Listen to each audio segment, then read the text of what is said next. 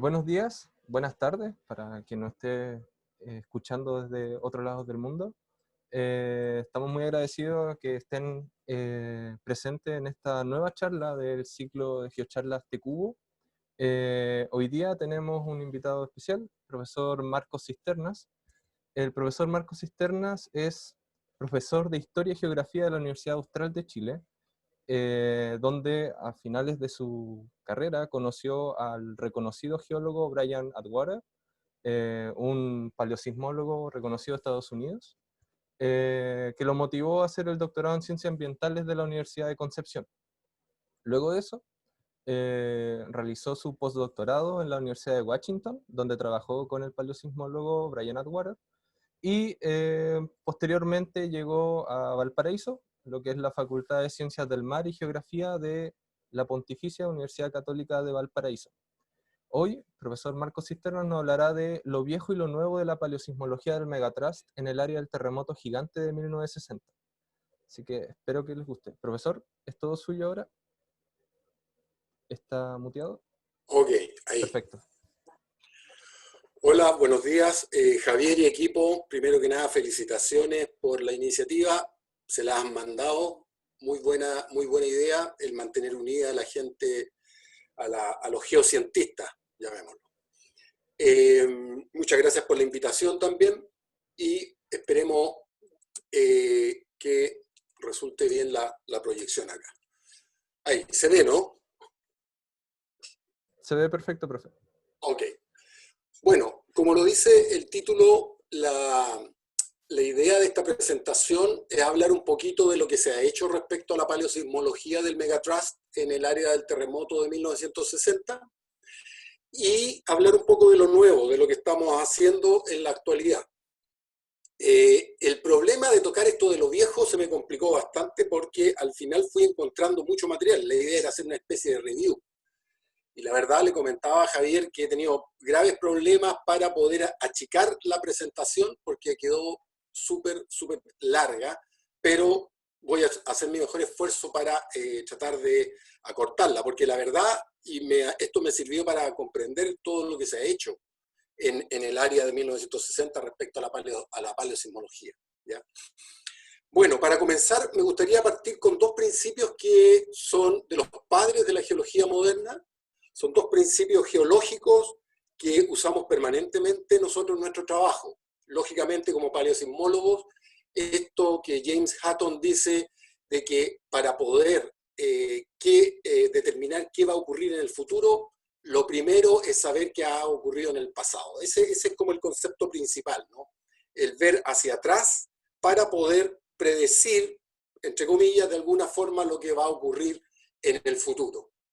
Y un segundo principio también de otro padre de la geología moderna, de Charles Lyell, es el presente es la clave del pasado. ¿En qué sentido utilizamos esto? Lo utilizamos en que, ya que Hutton nos dice que tenemos que ver el pasado para poder predecir el futuro, la idea de Lyell es de que para poder comprender cómo la geología ha dejado, ¿no es cierto?, registro de lo que ocurrió en el pasado, lo mejor es ver qué ocurre en el presente. Y en ese sentido, todo nuestro trabajo en el área de 1960, el presente es justamente 1960.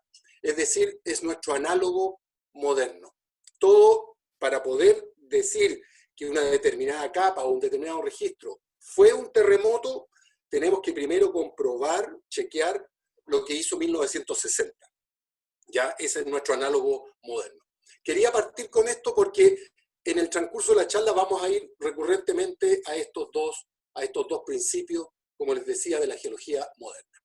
¿Y para qué? Bueno, para entender esto, ¿no? No voy a entrar en detalles, entiendo que todos los que están acá presentes entienden lo que es el ciclo sísmico, solamente decir que justamente para poder llegar a predecir o dar alguna probabilidad de lo que va a ocurrir en el futuro con respecto al ciclo sísmico, necesitamos entender cómo este proceso se ha desarrollado en el pasado, qué ha ocurrido en el pasado, qué personalidad tiene nuestra zona de subducción o qué personalidad tiene la zona de subducción del terremoto de 1960.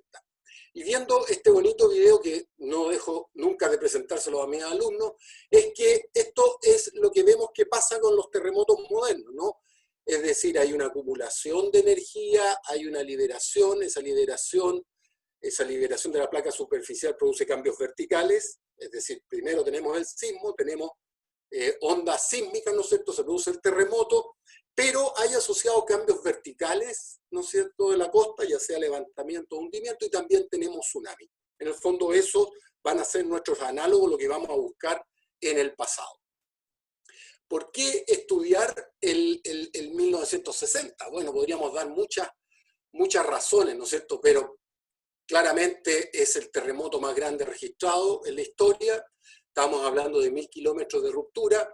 Fíjense que un cuarto de la costa de Chile fue hundida en 1960, llegó a modificar el bamboleo rotacional de la Tierra, demostró la existencia de las oscilaciones libres de la Tierra, generó un tsunami destructivo, no solamente en Chile, sino que también en Hawái y Japón, donde cobró un gran número de víctimas, y constantemente estamos aprendiendo cosas nuevas respecto a este evento. Un ejemplo claro es lo que vimos el año pasado con este paper del siempre presente Hiro Karamori, en que muestra que no solamente tuvo componentes, ¿no es cierto?, along deep, sino que también el componente along strike fue importante. Por lo tanto, todos los cálculos que se han hecho usando solamente el movimiento along deep tienen que ser modificados, y probablemente esto se va a traducir en un aumento del tamaño incluso del evento, si es que esto realmente fue importante, el along strike.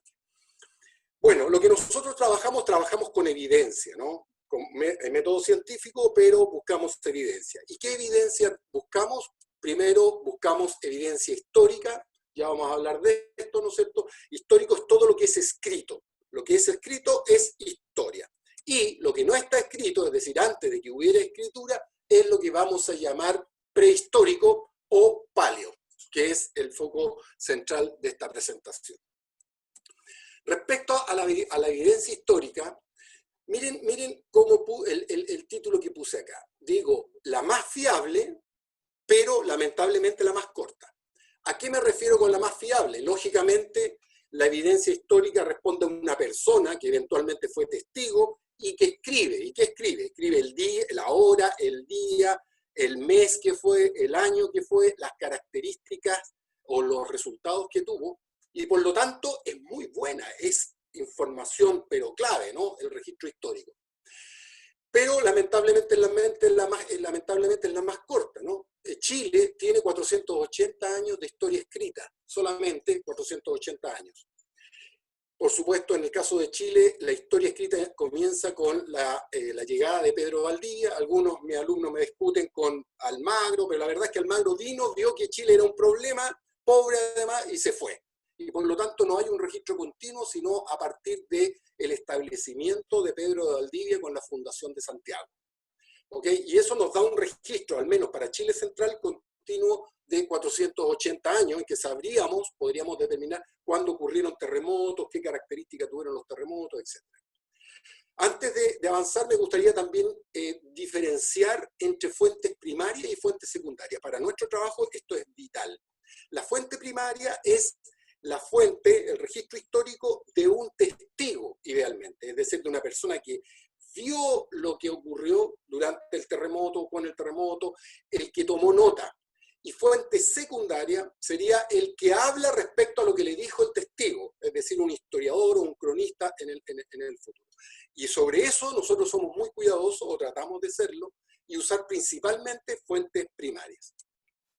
Justamente la primera compilación que se realiza de los terremotos en Chile, sistemática, la hizo Alexis Perrey y la publicó en 1854, ¿no es cierto?, los terremotos de Chile. Él principalmente usó fuentes secundarias, es decir, él usó bibliografía, estando en Francia, utilizó bibliografía, ¿no es cierto?, fue a la biblioteca y armó esta primera cronología que ustedes ven acá de terremotos del área de 1960.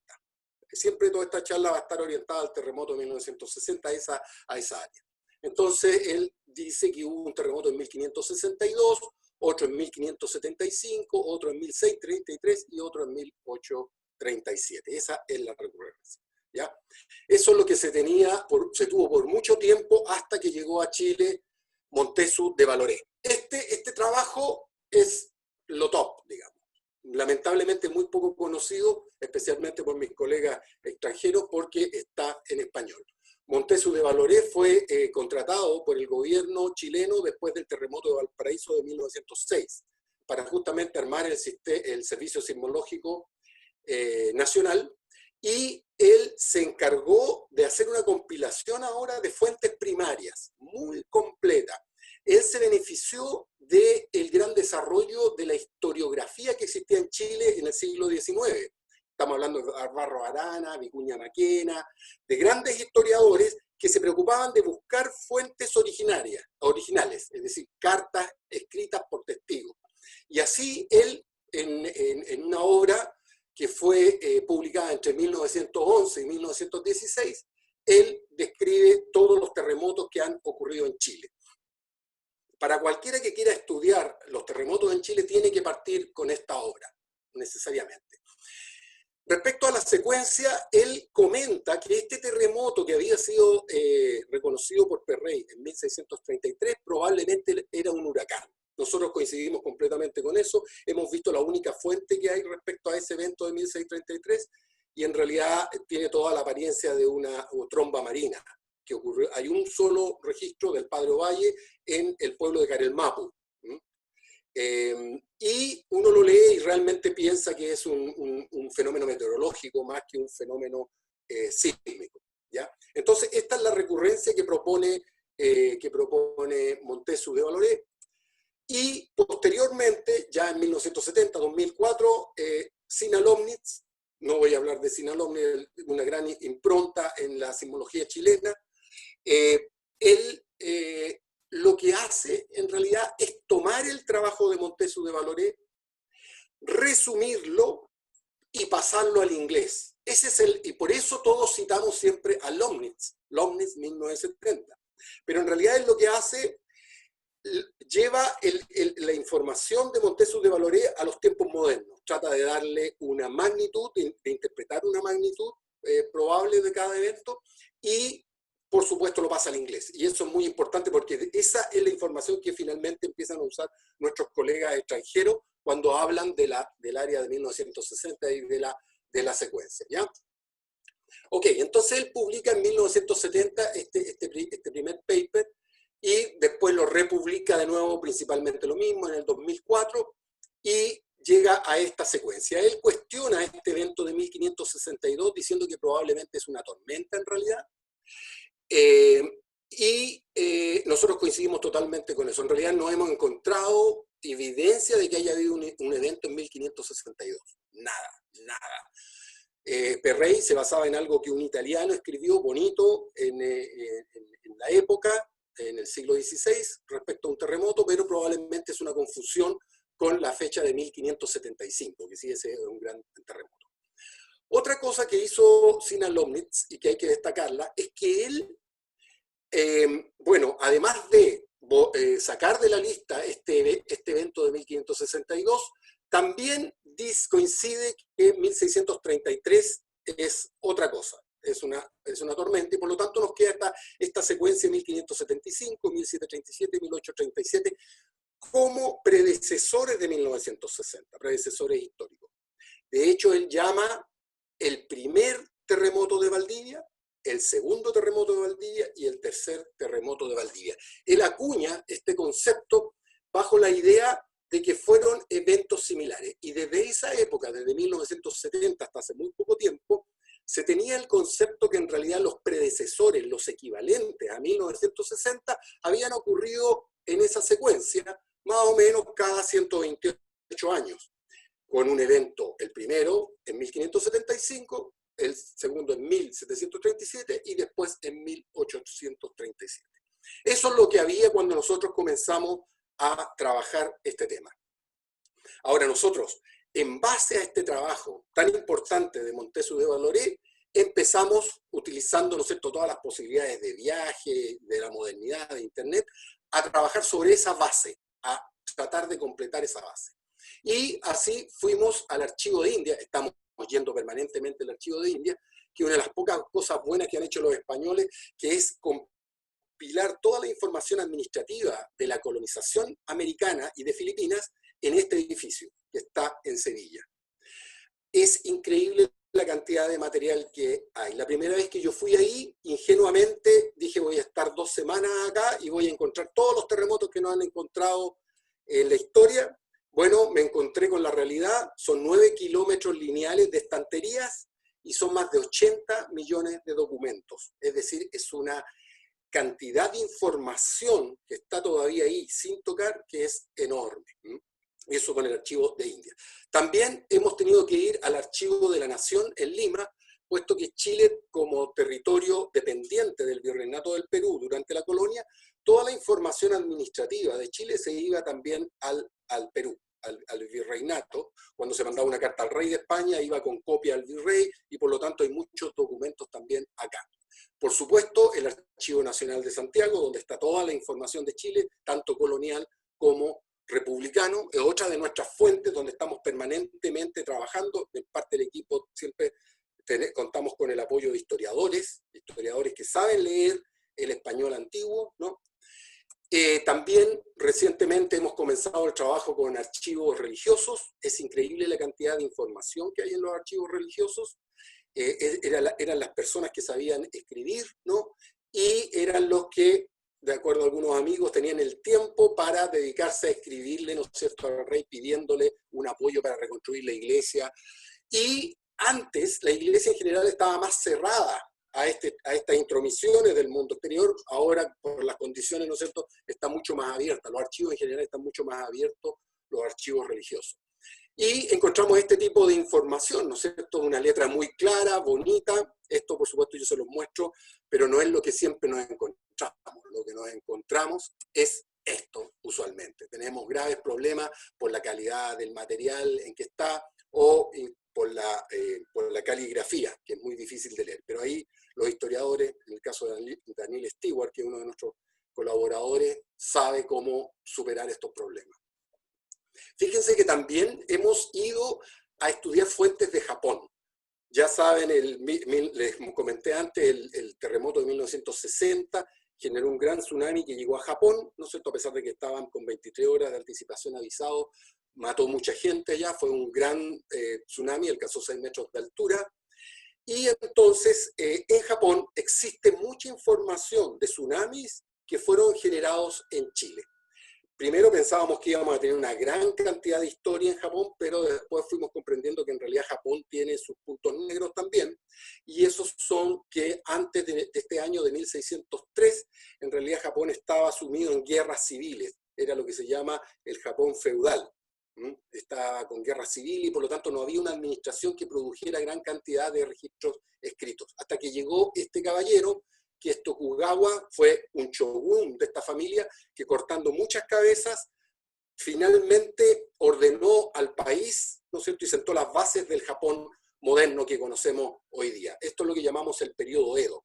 Lo interesante de este periodo de 1600 a 1800 es que coincide justamente con un periodo en que el sur de Chile, el sur del Biobío, estaba bajo el control de los nativos, de los mapuches, ¿no? Los españoles fueron desplazados de esa región del país, del sur del Biobío, solamente algunos enclaves, y por lo tanto hemos aprovechado mucho también la información proveniente de Japón para cubrir esa parte de la historia. ¿Cuál es el problema? ¿No? Tenemos que enfrentarnos a esta situación, pero afortunadamente con colegas de Japón, también que trabaja el tema de los terremotos, y con traductores acá en Chile hemos podido hacer algo.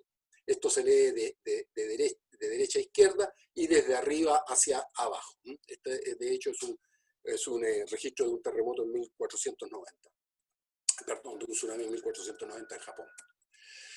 También hemos trabajado los archivos balleneros que hay, especialmente en Nueva Inglaterra, en Estados Unidos. Fíjense que los balleneros que recorrían todos los mares, lamentablemente cazando una gran cantidad de ballenas, tenían la obligación los capitanes de llevar un registro, unas bitácoras. En esas bitácoras tenían que poner cada día una entrada, ¿no es cierto?, pero tenían que localizar su latitud y longitud, y lo que ellos veían. Ese para nosotros ha sido un gran descubrimiento. Déjenme mostrarles en este video sacado de internet la cantidad de buques que andaban, ¿no es cierto?, balleneros en el océano.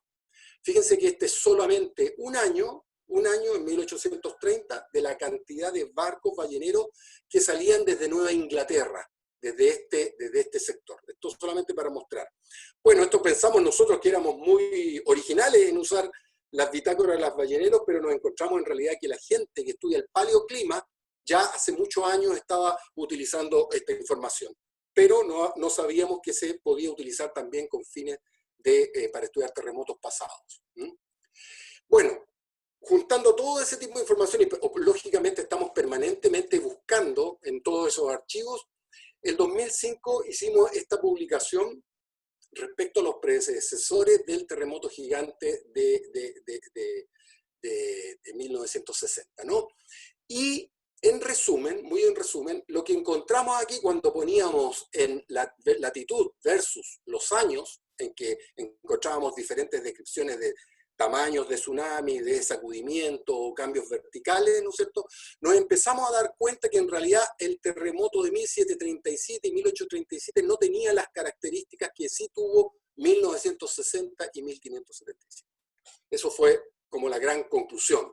Claramente 1575 se parecía mucho a 1960, pero no así 1737 y 1837, y por lo tanto ponemos en duda esta idea de Lomnitz, de que en realidad toda esta secuencia de terremotos eran similares.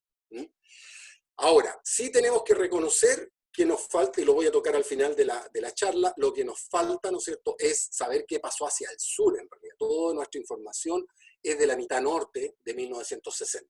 Y eso es algo que está pendiente, trabajar al sur de Chiloé para ver las similitudes que en realidad tuvo 1960. Una de las cuestiones intrigantes es por qué, si este terremoto de 1575 fue similar a 1960, no hay registros de tsunami en Japón. Eso no lo hemos podido encontrar. Ahora, yo les dije, estaban en guerra. Sí, estaban en guerra, pero las características que tuvo el tsunami de 1960 en Japón es muy difícil que hayan pasado inadvertidas en 1575 para los japoneses, ¿ya? Entonces, esta es la secuencia que finalmente proponemos en este paper, es decir, el verdadero predecesor histórico del terremoto de 1960 es el terremoto de 1575. Y el de 1737 y 1837 son diferentes, son más pequeños. El 2017 publicamos un update de lo que teníamos de información y lo pusimos nueva información histórica, pero la mezclamos con información de tipo geológico, que ya es lo que vamos a ver en la segunda parte de la presentación, ¿no? Y entonces pusimos en perspectiva a estos terremotos. Con la ayuda de Matías Carvajal hicimos modelación y comparamos las descripciones históricas con posibles rupturas, ¿no? Es decir, estas son las descripciones para el evento, por ejemplo, de 1837, y lo comparamos con cuáles deberían ser los efectos dependiendo con diferentes rupturas, diferentes profundidades y diferentes anchos. ¿Cuál es la conclusión de este paper? Que hay diferencias a long strike en la profundidad de las rupturas en todos estos terremotos, que 1737 habría roto la parte norte del área de 1960 y que habría sido una ruptura angosta y profunda. Por eso no hemos encontrado todavía fuentes de tsunami, por ejemplo, para 1737. En cambio, 1837, que sí generó un tsunami importante en el Océano Pacífico, habría ocurrido en la mitad sur y habría sido una ruptura ancha. Esto es una forma de mezclar con la modelación, de mezclar la evidencia y lo que debería ocurrir, ¿no? Si probábamos, por ejemplo, una ruptura con otras características, o no teníamos tsunami, o no teníamos los cambios verticales reportados.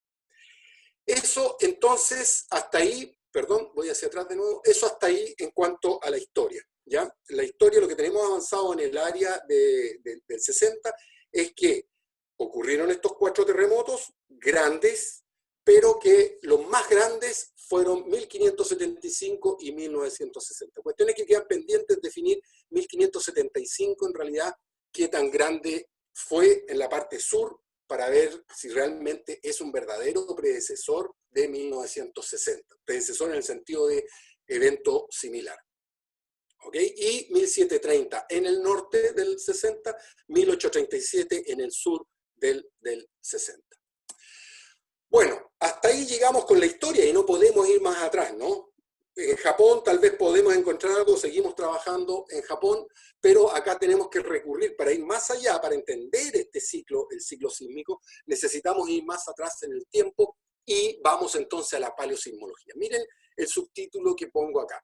Puse evidencia paleosismológica, la más larga, eso es lo bueno, pero es la menos fiable. Ustedes dirían, ¿cómo? Yo que trabajo en eso voy a decir que es la menos fiable. Sí, en mi opinión es muy poco confiable comparado con lo que es la histórica. La histórica es precisa, pero es corta. La paleosismológica es larga, pero es menos fiable.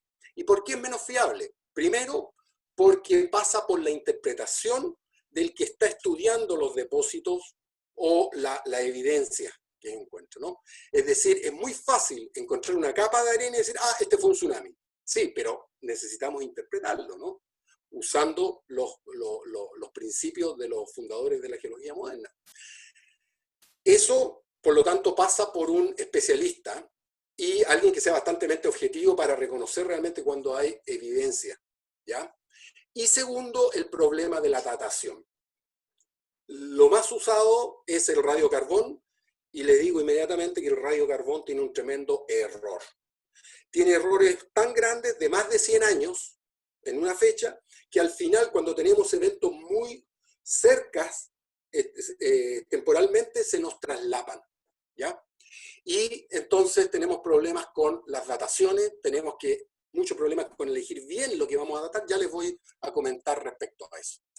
Veamos qué hay de la paleosismología. Miren, la verdad es que cuando me invitaron para esta charla, pensé en hacer un full review de todo lo que había, pero me di cuenta que era demasiado. En realidad hay mucho y se necesitarían 2 o 3 de estas charlas para cubrir todo lo que hay.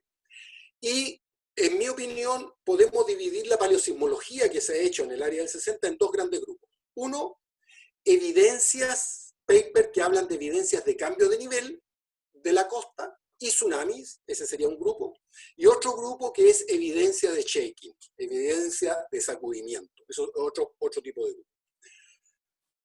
El hecho de detectar a través de los registros sedimentarios, por ejemplo, cambios de nivel de la costa, significa, es lo mejor que podemos encontrar, porque ahí estamos seguros de que hubo ruptura abajo. La única forma de saber si hubo ruptura debajo de la costa o offshore de la costa es que se produzcan cambios verticales. El tsunami puede venir de campo lejano, puede venir de Japón, de otra parte, así que no es seguro de que ocurrió un terremoto acá.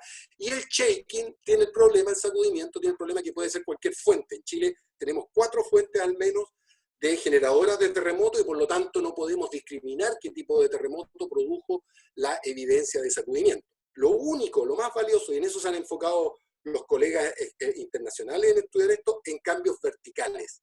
Porque cambios verticales de la costa nos dan la seguridad de que abajo ocurrió una ruptura. Entonces, mi plan original era ver estos 2 grupos de papers que se han publicado al respecto, pero me di cuenta que no podía abarcarlo en una charla, ¿ya? Evidencia de sacudimiento me refiero a todo el trabajo que han hecho colegas belgas, principalmente en los lagos, con turbiditas. Turbiditas en los lagos. Vamos a ver un caso que sí se hizo un lago en la costa de evidencia de tsunami. Lo vamos a comentar, pero eso entra dentro de este otro grupo. Entonces, para esta charla, lamentablemente vamos a tener que quedarnos con esta parte, que es la parte que trabajamos con el grupo, ¿no es cierto?, de investigación, la evidencia de cambios de nivel de la costa y de tsunamis, ¿ok? Lamentablemente. Más adelante podemos hacer tal vez otra charla respecto a evidencias de sacudimiento.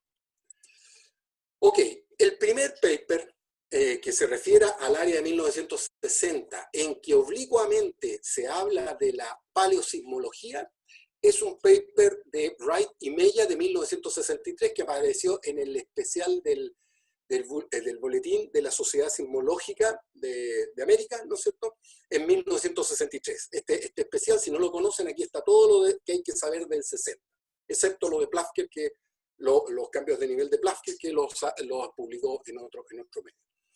Ok, ¿qué es lo que habla Mella? Mella en realidad, Wright y Mella, ellos en realidad hacen estudios de los suelos, de los cambios que hubo en los suelos, pero dan pistas que resultaron clave en el desarrollo de la paleosismología acá en Chile, y no solamente en Chile, sino que también en Cascadia, en el noroeste norteamericano. Bueno, aquí habla de que hay cambios dice de las condiciones del drenaje, pero miren lo que dice. En Valdivia, por ejemplo, hay una secuencia, está hablando de las columnas, ¿no es cierto?, la vertical de los suelos, hay una secuencia de aluvio de río con turba y arcilla estuarina, que se repite una serie de veces. Atención a eso, es decir, una turba cubierta por arcilla estuarina, que se repite algunas veces en las tierras bajas. Esto podría representar ingresiones periódicas del mar. Eso es lo que reconoce, ellos encontraron eso.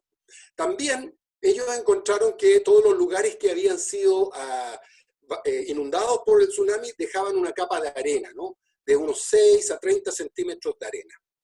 Aquí tenemos evidencia de dos cosas, me adelanto un poquito.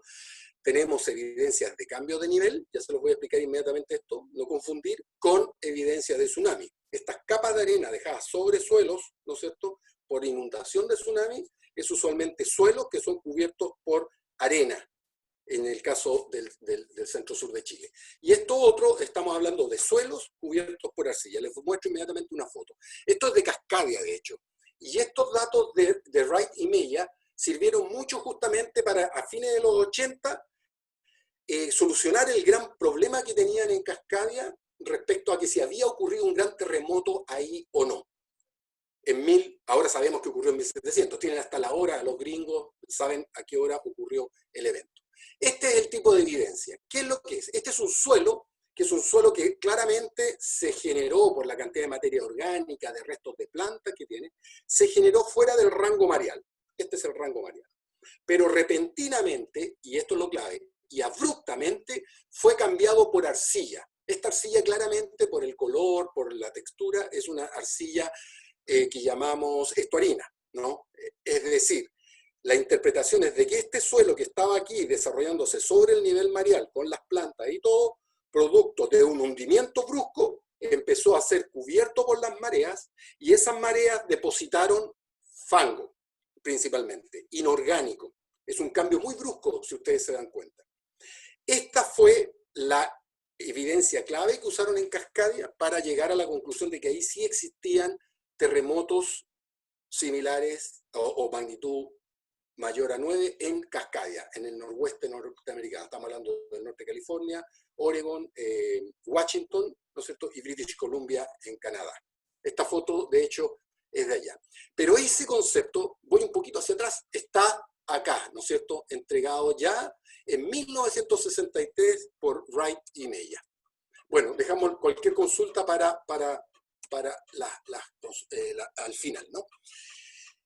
Este es el próximo paper, está muy alejado, que podría ser catalogado como paleosismológico también. En 1992, por Brian Atwater, ¿no es cierto?, y colaboradores, pero es un paper que se preocupa principalmente de la emergencia neta del continente. Ya ese es como el objetivo, pero en alguna parte menciona que hay esta evidencia de eventos anteriores. ¿Qué usan ellos? Utilizan la gradación de las plantas. Es decir, hay plantas que soportan más el nivel de las mareas, por ejemplo, en el caso de la espartina, por ejemplo, es una gramínea que soporta esa halófita, soporta la sal, y después hay toda una gradación, ¿no es cierto?, alejándose de la sal con diferentes especies. Entonces, ellos lo que estudiaron son los restos de las plantas que quedan en estos suelos enterrados, como para ver en qué nivel estaba. Y aquí hace, esta es la figura principal, determinan los rangos de las plantas actuales y los comparan con los restos fósiles, ¿no es cierto?, que encuentran en otras partes. En este caso, Cirpus, ¿no es cierto?, lo encuentran desfasado, o en este caso, espartina. Entonces, el objetivo principal de este paper no es paleosismológico totalmente, pero sí habla de una emergencia neta durante el Holoceno tardío, ¿no es cierto?, del continente, a pesar de existir hundimientos cosísmicos. Ese es el objetivo principal de este paper. Cualquier persona que esté interesada en estos papers se los puedo compartir, por supuesto. A ver, respecto a paleosismología, ¿qué es lo que reconocen? Reconocen que en el sector Dadi, que esto todo es alrededor de Maullín, de la zona de Maullín, ocurrió un evento hace 2.000, 3.000 años atrás. Fíjense los rangos. Es porque estamos hablando de radiocarbono de fines de los años 80, con unos rangos muy grandes. Entonces esto no nos sirve en realidad. Este evento de hace 2.000 tiene 1.000 años de rango, ¿no? Pero es por el tiempo en que fue tomada esa muestra. En el río Cariquilda habría un evento entre 1.500 y 2.500 años, nuevamente, 1.000 años de rango. Y en Vallenar, que es cercano donde voy a mostrarles lo que trabajamos después, que le llamamos Chuyaque, hay 4 eventos registrados en los últimos 1.000 a 1.700 años. Nuevamente son rangos muy grandes. Entonces, fíjense que no es solamente que la paleosismología en los años 90 era una cuestión nueva, sino que además teníamos estos problemas con la datación, es decir, rangos muy grandes. Este trabajo se hizo en base a un proyecto norteamericano liderado por Atwater, que vino en 1988 y 89 a trabajar al sur de Chile, porque como les contaba, ellos en Cascadia estaban con el problema de que si habían habido terremotos grandes similares al de Valdivia allá en Cascadia. Entonces, en vez de buscar, y eso Brian ahí se le ocurrió, ¿no? En vez de buscar evidencia en un lugar donde existe duda de que haya evidencia de un terremoto grande, ¿por qué no mejor vamos a un lugar donde sabemos que hubo un terremoto grande, vemos qué evidencia encontramos ahí y de ahí la aplicamos en Cascadia? Y ese fue el tremendo aporte que hizo el segmento de 1960 a todo lo que se ha desarrollado en las últimas 3 décadas en Cascadia. Además de lo de Wright y Mella, que eran observaciones de 1960.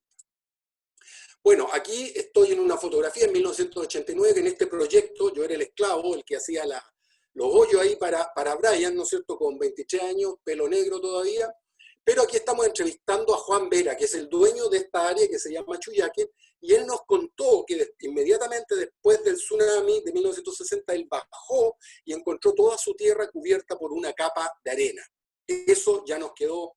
Bueno, tuvieron que pasar 16 años, ahora con platas chilenas, postulamos un proyecto Fondesit y empezamos a trabajar masivamente este lugar con colaboración, por supuesto, de Brian, colegas de la India, de Indonesia. Recuerden que en el 2004 ocurrió el evento grande en Indonesia y empezamos a trabajar durante 4 años. En realidad no hemos parado desde ese tiempo de trabajar el área. Este es Maullín, ¿no es cierto?, localizado en el centro del área que se hundió en 1960. Eso también es importante para nosotros, que sea bien representativo de la ruptura total.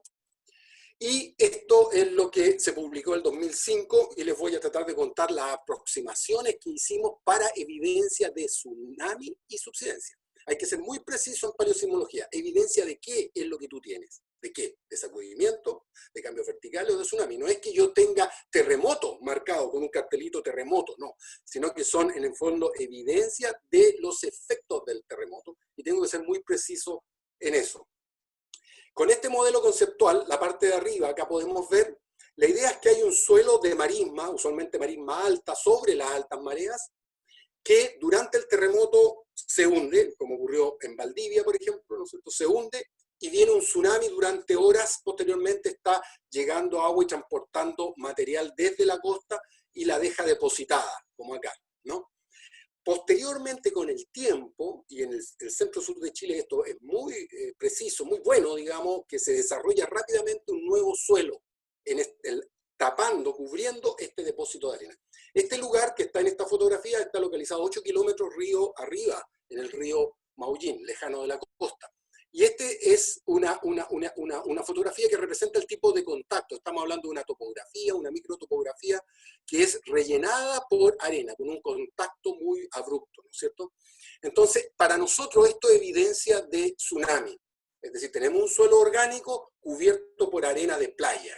Es decir, el tsunami viene desde la playa, toma los sedimentos y los tira kilómetros tierra adentro. Esto en 2010 lo vimos en toda el área afectada, ¿no? Tengo muchas fotografías, lamentablemente no tengo mucho tiempo, pero muchas fotografías de estas capas de arena son muy distintivas. Tenemos algunas claves para identificarlas, ¿no es cierto? Que sean tabulares, por ejemplo, que rellenen la topografía, que tengan rip-up classes internamente, etc.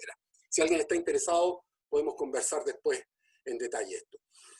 Entonces, esto que representado acá con este círculo, ¿no es cierto?, representa inundación por tsunami, ¿no es cierto?, y quedó cubierto. Esto, por supuesto, cuando fuimos a esta zona, como les contaba, hablamos con Juan Vera, el dueño del área, del sector, y él nos dijo que una capa de más o menos 10 centímetros, decía, de espesor en toda. Nosotros perforamos acá y encontramos la capa de arena.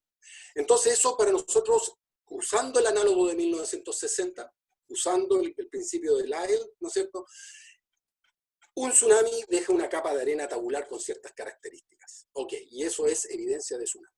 Ahora, para subsidencia, ¿qué usamos? Usamos justamente lo que veíamos. ¿Y qué estábamos viendo? Estábamos viendo restos del suelo del 60 que estaban siendo destruidos por las mareas y que además estaban siendo sepultados por arena de las planicies mareales. Estas son arenas de marea que empieza a tapar este suelo degradado. Miren, esto ocurre ¿por qué? Porque el suelo de la marisma estaba un poco más bajo que el anterior caso, ¿no es cierto? Ocurre subsidencia y en realidad, aunque venga el tsunami, eso no nos importa porque en realidad lo que ocurrió es que el suelo quedó bajo el nivel de las mareas. Quedó sometido a las mareas y por lo tanto los gusanos, los poliquetos, los cangrejos, ¿no es cierto?, se empiezan a comer esto y queda totalmente destrozado el suelo. Aquí hay una fotografía, un acercamiento, podemos ver raíces de arbustos de 1960 y restos del suelo siendo cubierto, esto en la actualidad, siendo cubierto por el depósito actual de la planicie mareal. Aquí un acercamiento al suelo de 1960 que quedó bajo el nivel de las mareas. Aquí hay un cangrejo, lo pueden ver ahí, y cómo se está comiendo al suelo de 1960. ¿Qué evidencia queda estratigráficamente? De esta forma. Este es un suelo de hace, bueno, sabemos ahora que es del año 1300, más o menos, ¿no es cierto?, que sufrió subsidencia, porque quedó perforado, ¿no es cierto?, nosotros hacíamos chistes, quedó como un queso, quedó un suelo como un queso, ¿no? Y entonces para nosotros este evento, aquí en este registro, marca un evento de subsidencia. Voy a ir rápido porque tenemos muy poco tiempo.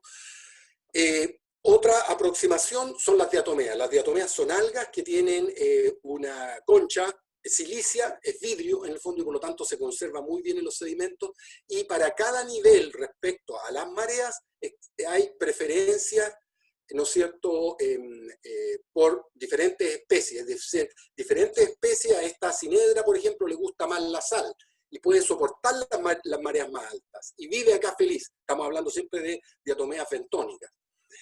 En este otro caso, tiene esta distribución de vida. La navícula, esta distribución. La gonfonema, les gusta más el agua dulce. Y lo que hacen mis colegas paleontólogos, biólogos, es que estudian en el registro, en la vertical, las diatomeas para ver los cambios. Ya les voy a mostrar algunos papers respecto a eso. Entonces también hicimos la aproximación con diatomeas. Por supuesto, muchas perforaciones durante años perforando, usando este tipo de trinchera, ¿no es cierto? Ustedes pueden ver ya las capas, la parte paleo, y la correlación estratigráfica, cada una de esas es una perforación, ¿no es cierto?, una fosa, y el tipo de evidencia que encontrábamos para cada evento. Esto se repite, ¿no es cierto? Aquí podemos ver que tenemos un suelo, acá un suelo, un tsunami, un suelo, un tsunami. Es el ciclo sísmico, en el fondo, el que está ahí. Esto es clave, la datación. ¿Cómo datamos? Es muy fácil caer en la tentación de tomar inmediatamente el primer trozo de carbón que encontremos en el registro para datar el evento. Pero ya que el radiocarbón por sí mismo tiene un tremendo rango de error, si tomamos una muestra que podría haber estado en el sistema durante años antes, podemos estar metiendo un gran error a nuestra datación, a nuestra cronología al final. Y por eso somos muy cuidadosos en elegir, o tratamos de serlo, de elegir el material a datar. Ideal para nosotros es este caso que está acá, es decir, es una planta que estaba viva, en este caso hace 2000 años atrás. Este es un helecho que estaba vivo en el momento del evento y que fue cubierto por la arena y murió. Ahí dejó de fotosintetizar y por lo tanto ya empieza el sistema de radiocarbón a funcionar. de la datación de radiocarbono. Este es un evento fabuloso que encontramos hace poco tiempo, ¿no es cierto?, en que pudimos reconocer la especie. Es el típico costilla de vaca, el helecho, y ese es el tipo de material que tratamos de datar, entonces, para disminuir el error que ya del radiocarbón en sí mismo es muy alto. Esta es la primera secuencia, la parte superior del trabajo en Chuyaque, ¿no es cierto?, 1960, gracias a Juan Vera, lo datamos eso, por supuesto. Tenemos un evento que probablemente corresponde a 1575. Yo de aquí para adelante voy a empezar a hablar de números, le voy a dar un nombre a cada evento, que en realidad resume el año en que ocurrió, pero no es el año, no podemos hablar del año preciso, ¿no? En este caso, por ejemplo, vamos a hablar del evento del año 1100. Pero en realidad no es que ocurrió en el 1100, sino que ocurrió en algún momento con un 99% de probabilidad entre el 1020 y el 1200. Y le llamamos 1100, pero no se confundan con eso, no podemos llegar a ese nivel de resolución con el radiocarbono. En este caso le llamamos el evento de 1300, que ustedes ya pueden ver que tiene, ¿no es cierto?, evidencia de subsidencia. El evento de 1575, que es el único evento que ocurrió en ese periodo de tiempo. En este caso es un tsunami, claramente. En 1960, un tsunami. Acá en el 1100 también un tsunami. En final, logramos una secuencia en el trabajo de Chuyaken de 2000 años. 2000 años desde los tiempos de Jesús, ¿no es cierto?, hasta 1960. Y con diferentes tipos de evidencia, dependiendo en qué parte de los perfiles y en qué perfil estábamos, ¿no?, en general. Este es el resultado final. Entonces, tenemos, miren los rangos, ¿no es cierto? Acá está la evidencia, tsunami y subsidencia, subsidencia por diatomea, subsidencia por las características del suelo, les contaba el suelo destrozado, y los rangos de edad. Acá están los terremotos históricos, 1575, 1737, 1837 y 1960. El primer, segundo y tercero y cuarto del Omnitz, ¿no? Y eso nos daba una recurrencia de 130 años aproximadamente. En cambio, con este otro rango, pero ustedes pueden ver el problema aquí del traslape que nos da el radiocarbono, tenemos una de casi 300 años de recurrencia para que ocurran eventos que dejan huellas similares a las dejadas por 1960. Eso es lo que podemos decir. Es decir, estas huellas, estos registros son similares a los que dejó 1960. De ahí podemos interpretar, fueron terremotos similares a 1960. Les llamo la atención sobre este evento E, que no pudimos datarlo en esa ocasión, no pudimos datarlo, quedó sin datación.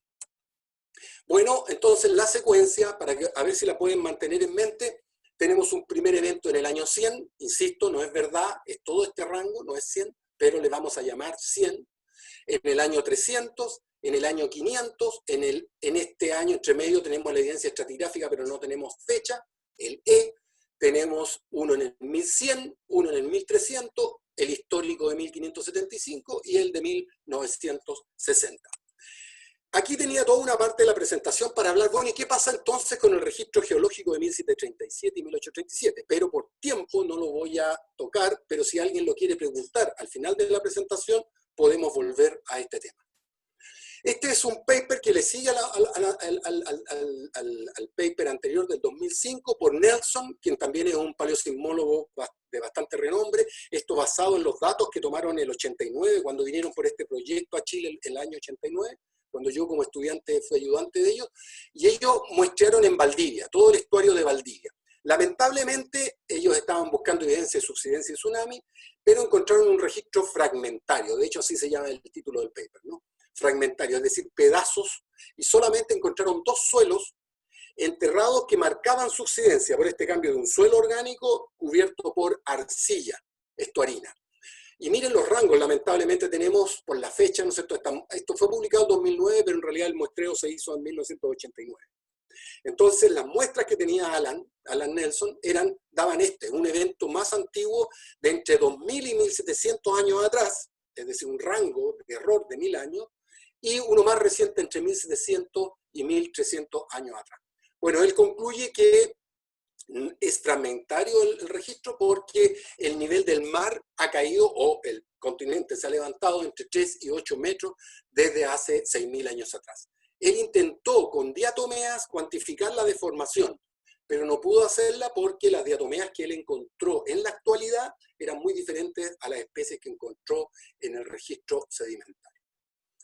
Un paper que sigue, el 2013, hecho también por Brian en el sector de Maullín, pero esta vez en una planicie costera, da evidencia de tsunamis. ¿Cuál es la evidencia? Lo estoy esto comprimiendo, si hay preguntas después las contestamos.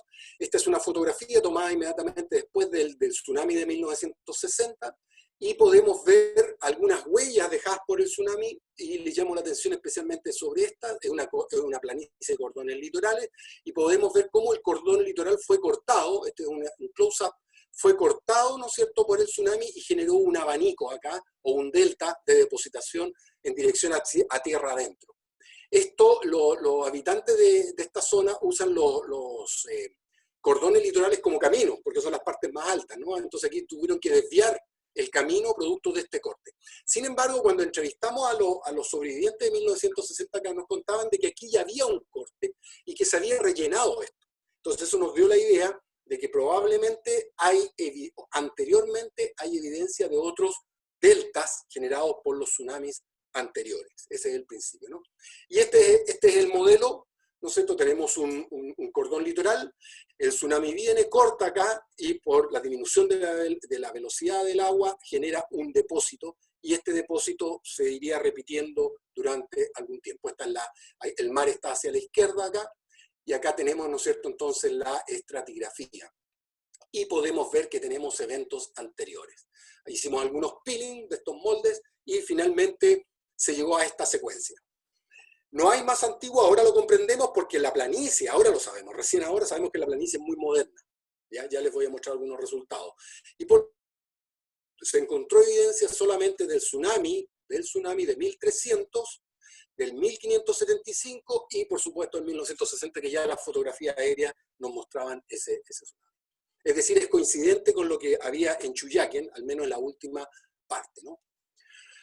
Ok, después del 2010, afortunadamente para nosotros hubo un gran interés de paleosismólogos internacionales, especialmente paleosismólogos jóvenes, que estaban haciendo sus tesis y les vinieron a hacer a Chile, justamente siguiendo los efectos del 2010. Entonces, una serie de papers que les voy a mostrar ahora hacia adelante son productos de esta nueva generación de paleosismólogos jóvenes que vinieron a trabajar a Chile y que han hecho importantes aportes que les voy a mostrar a continuación.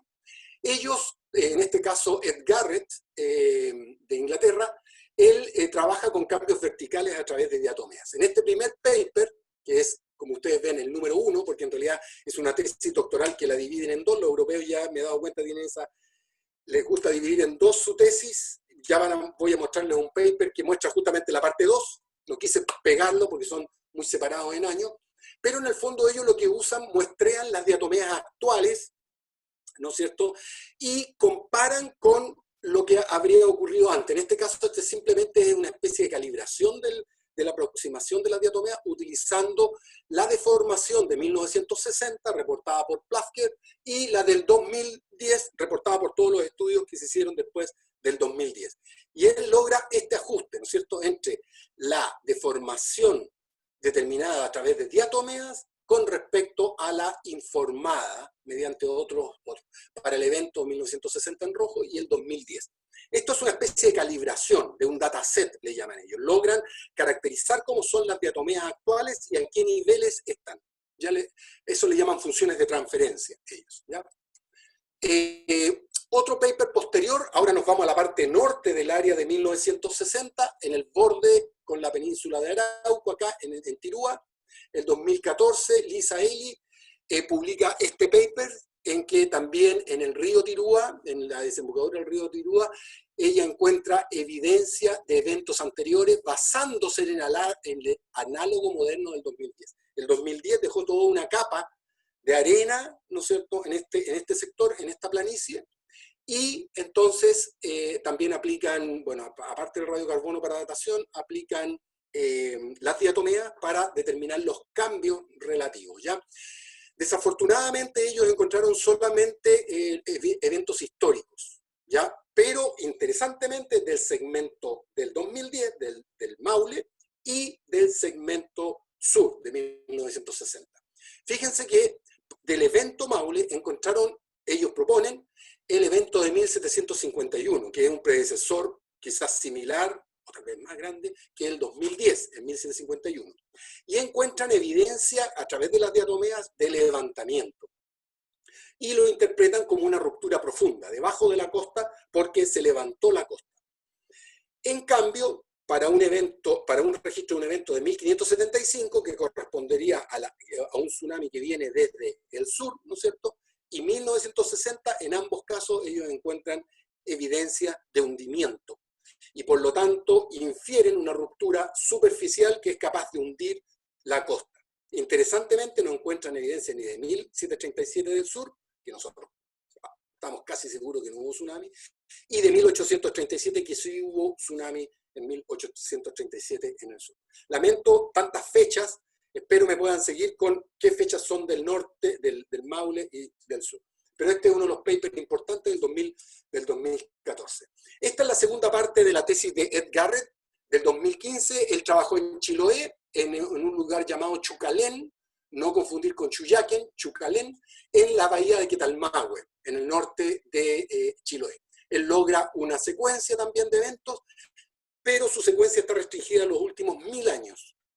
Chuyaquen, 2000 años, acá 1000 años, ¿ya? Los últimos 1000 años. Y hace análisis de diatomeas, como le explicaba. Aquí ustedes pueden ver la reconstrucción del nivel del mar, los cambios después de estas capas de tsunami que están acá. Él ve cambios y infiere hundimientos. Él encuentra el evento del 1100, el evento del 1300, el del 1575 y por supuesto el de 1960 que tiene una impronta muy importante en el sur de Chile. Esta entonces es la segunda parte de la tesis de Ed Garrett, también con diatomea y con deformación. Esto es nuevo porque este es el grupo de los belgas que trabajan evidencia de sacudimiento en los lagos andinos del centro sur de Chile con las turbiditas, pero ellos hicieron pruebas en lagos costeros, aquí en Lago Cucao, en Chiloé, y Lago Huelde. Y ellos realizaron perforaciones. Este es otro caso en que una tesis, la tesis de Kempf, fue dividida en dos. Entonces ven el caso del 60 solamente, es decir, la parte superior del core, y entonces encuentran el registro de 1960 en los dos lagos que estudiaron. Eso principalmente, en el fondo, calibran el sistema para después hacer el estudio o el reporte de los posteriores. Simplemente para darle una impresión de cómo son los registros, ellos tienen un sedimento fino, que es el sedimento que está decantando en el lago, ¿no es cierto?, normalmente, pero de repente encuentran estas capas de arena por las incursiones que realiza el tsunami en el lago. Eso es lo que ellos trabajan. Vamos a volver a este tema inmediatamente. Hay un paper que también es novedoso del 2016 por Isabel Hong de Estados Unidos. Ella encuentra evidencia de tsunami. ¿Y por qué es novedoso? Porque utiliza meandros abandonados. Meandros abandonados. Ustedes saben, meandros son curvas que tenían ríos antiguos y que quedan abandonados, ¿no? Es el caso de Quidico, al norte de Tirúa, también en la península de Arauco. Y pueden ver el curso actual, acá, el curso actual del río Quidico, pero acá ven un brazo abandonado, un meandro abandonado, y ahí ella encontró una serie de capas producto de inundación por tsunami. Ella mayormente encuentra eventos históricos del segmento del 2010, y del sur solamente encuentra el de 1960. Entonces miren qué interesante la secuencia de históricos del 2010.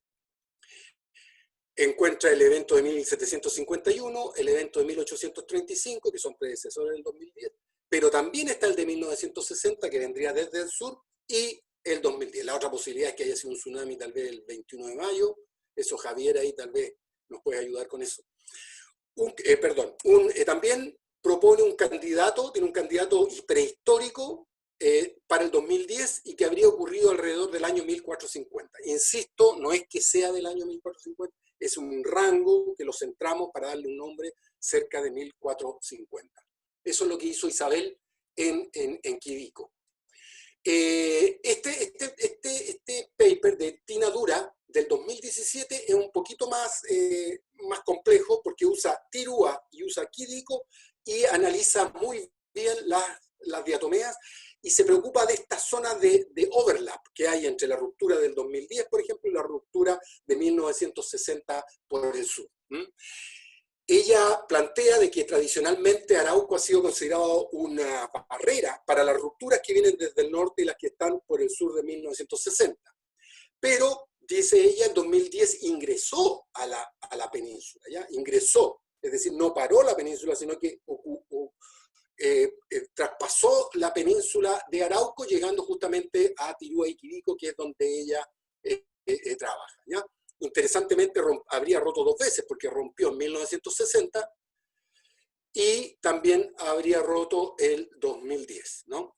Ella estudia los cambios verticales a través de diatomeas, ¿no es cierto?, y encuentra 3 eventos prehistóricos. En este mismo paper, aquí ella da una demostración de cómo en el registro sedimentario quedaría, ¿no es cierto?, la información que nos sirve para interpretar las rupturas, ¿no es cierto?, cómo fueron las rupturas.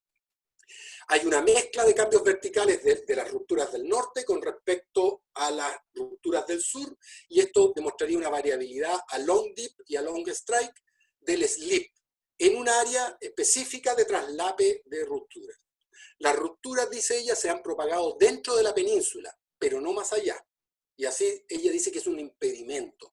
No es una barrera en realidad, porque en realidad la ruptura del norte entraría en la península. Y ella encuentra esta evidencia el 2010, por supuesto, pero no pudo discriminar cambios verticales, no había suficiente acumulación.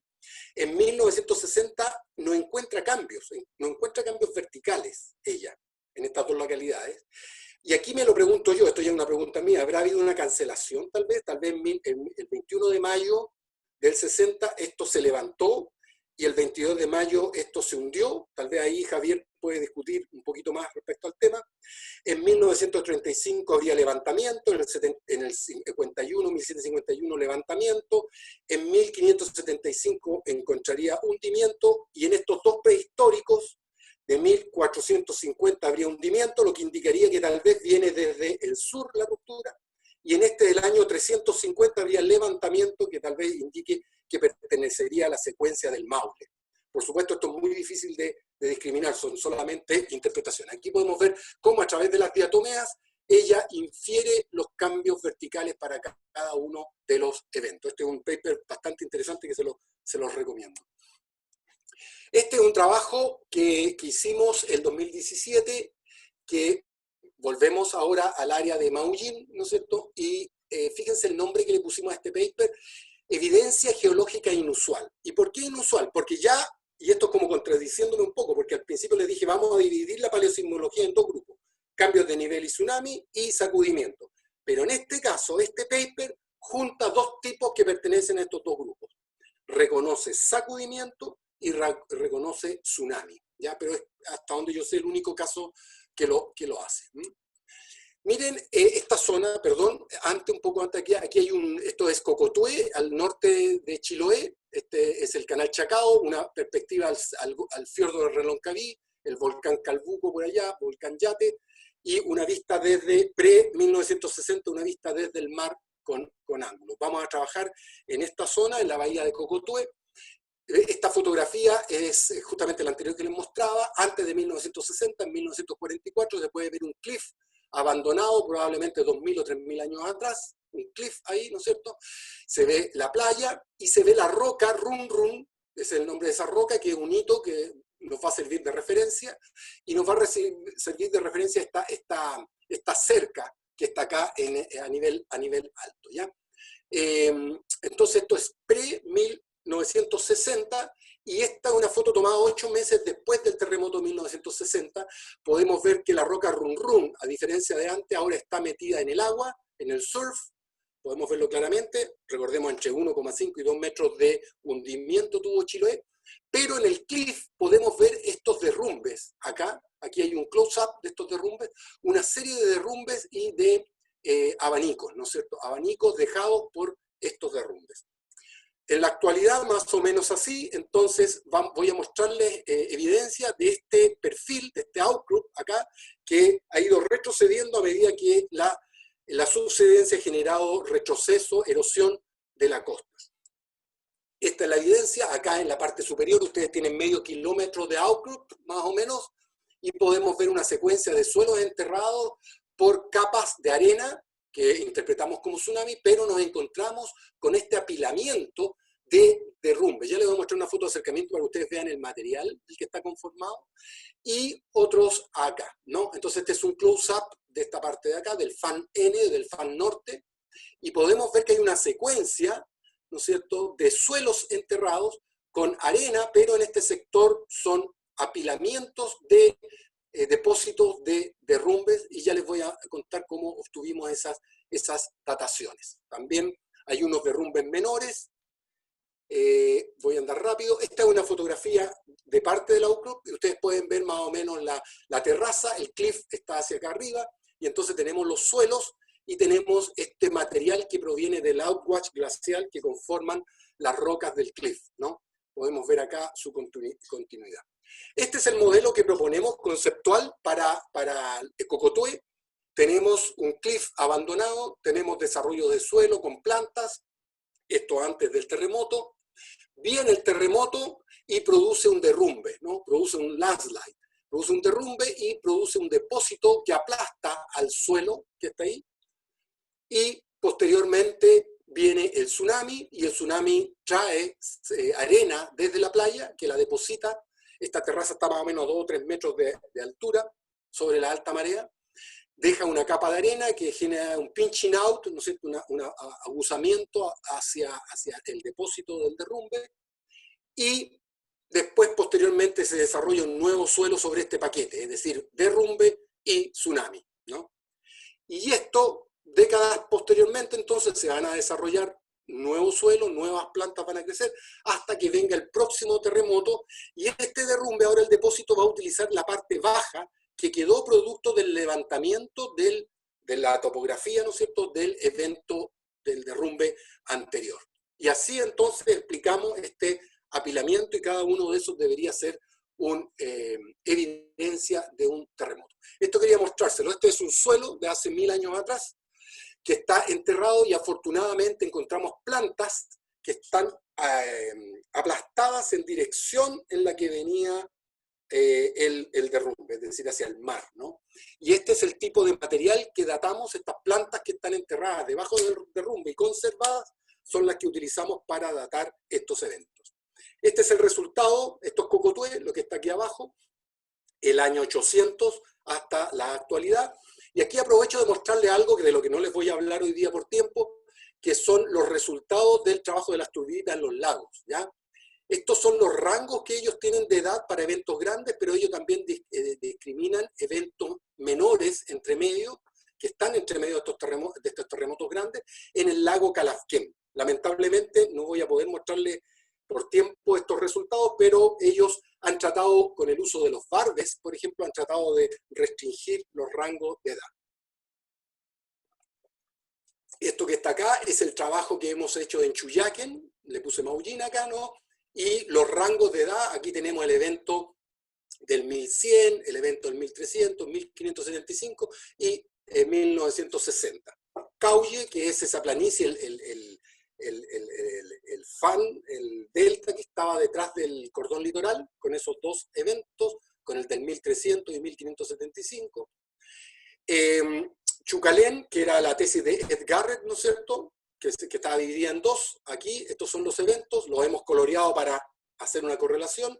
Y Cocotue, estos son los resultados de Cocotue, similares a los de Chuyaquén, a los de Chucalén, pero también, y esto es lo interesante, similares a una evidencia totalmente independiente como son las turbiditas en los lagos, ¿ya?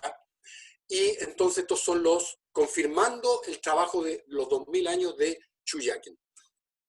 Bueno, aquí en este paper también pusimos toda la evidencia que teníamos disponible, tanto geológica, usando incluso la de los lagos para las diferentes rupturas, y reconociendo rupturas menores probablemente, o eventos menores entre medio de los grandes, ¿no? Que es lo que en Cocotue también encontramos. Y proponemos, ¿no es cierto?, algunas rupturas especulativas para este evento de 1575, pero destaco que la verdad es que para el sur no tenemos ninguna información, ni para 1575, ni para antes, ¿no es cierto?, y cómo fueron las rupturas de estos terremotos de 1737 y 1837. Aquí sí encontramos el tsunami en Cocotue de 1837, muy bien expresado, y la ruptura propuesta por Moreno, ¿no? Para 1960. ¿Se dan cuenta? No tenemos para el sur, no tenemos información para el sur. Ok, esta es la segunda parte del trabajo de Kempf en los lagos de Chiloé, y él aquí sí tiene un título bastante atractivo, como para decir que sedimentos lacustres de lagos de costa revelan una historia de 5.500. Les recuerdo, casi todos los trabajos están en el rango de 1.000, Chuyaquén llega a 2.000, pero aquí, ¿no es cierto?, Philippe dice, acá tenemos 5.500 años. Eso es fantástico, eso aumenta, ¿no es cierto?, mucho las posibilidades de usar ese material para estudios probabilísticos, de amenaza, etcétera, etcétera, ¿no? Bueno, él trabajó aquí en el lago Huelde, ¿no es cierto?, perforaron el lago Huelde y encontraron capas y encontraron aquí un ejemplo. Fue un registro muy largo. Los 2.000 años que ya fueron reconocidos por las turbiditas en Chuyaquén, en Chucalén, en Cocotue, calzan. Sin embargo, y lamentablemente, se empieza, a medida que vamos más hacia atrás en el tiempo, se empieza a ver un traslape del radiocarbón y de los modelos geocronológicos que él utilizó entre eventos. Hay enormes traslapes como acá, por ejemplo, y acá. Entonces, de alguna forma, tenemos que mejorar la forma de datar y de restringir los rangos, ¿no es cierto?, para evitar el traslape.